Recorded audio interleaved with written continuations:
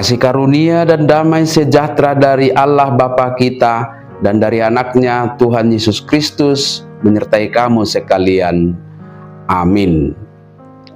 Saudara-saudari, sahabatku yang terkasih di dalam nama Tuhan Yesus, firman Tuhan yang menyapa kita hari ini, hari Selasa tanggal 21 Juli 2026, tertulis di dalam kitab Yosua pasal 23 ayat 10. Mari sahabatku kita simak dan renungkan firman Tuhan yang menjadi kekuatan dan inspirasi untuk menjalani hari ini. Demikian. Satu orang saja daripada kamu dapat mengejar 1000 orang. Sebab Tuhan Allahmu, dialah yang berperang bagi kamu, seperti yang dijanjikannya kepadamu. Sahalak sabing pesian hamu mangalele 1000 halak. Aijahu bade batamu nasa diri marporang humokopamu, songon naung pinar baganahian. Demikian firman Tuhan. Sahabat renungan harian, saudara-saudariku di dalam nama Tuhan Yesus, bangsa Israel telah menikmati kemenangan demi kemenangan ketika memasuki tanah perjanjian, tanah Kanaan.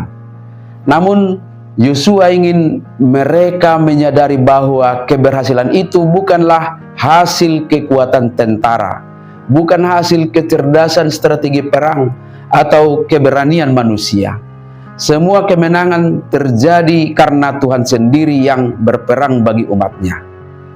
Pernyataan satu orang daripadamu dapat mengejar 1000 orang bukan dimaksudkan untuk menunjukkan kemampuan manusia yang luar biasa, melainkan menggambarkan betapa besarnya kuasa Allah yang bekerja bagi orang yang hidup dalam ketaatan kepadanya.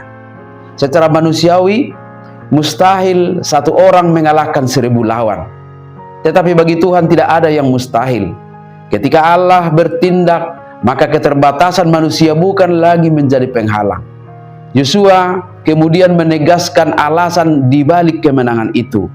Tuhan Allahmu, dialah yang berperang bagimu. Kalimat ini menjadi pusat dari ayat ini. Selama bangsa Israel tetap setia kepada perjanjian Tuhan, mereka tidak perlu hidup dalam ketakutan. Sahabatku semua, prinsip yang sama berlaku bagi orang percaya pada masa kini. Memang kita tidak lagi menghadapi peperangan untuk merebut wilayah seperti umat Israel.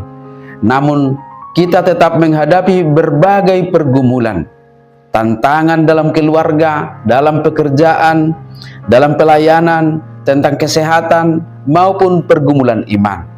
Mungkin saja kita akan merasa khawatir dan takut dalam menjalani hidup kita, karena kita sadar kita tidak berdaya. Tetapi firman Tuhan mengingatkan bahwa sukses dan kemenangan tidak bergantung pada besarnya kemampuan kita, tetapi pada besarnya kuasa Tuhan Allah yang menyertai kita. Namun demikian sahabatku, hal ini bukan berarti kita boleh bersikap pasif atau mengabaikan tanggung jawab kita.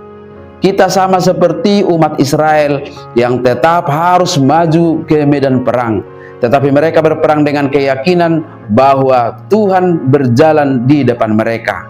Demikianlah kiranya kita juga harus tetap berjuang, tetap bekerja, berdoa, berusaha, dan setia menjalankan panggilan hidup kita, sambil percayakan proses dan hasilnya kepada Tuhan.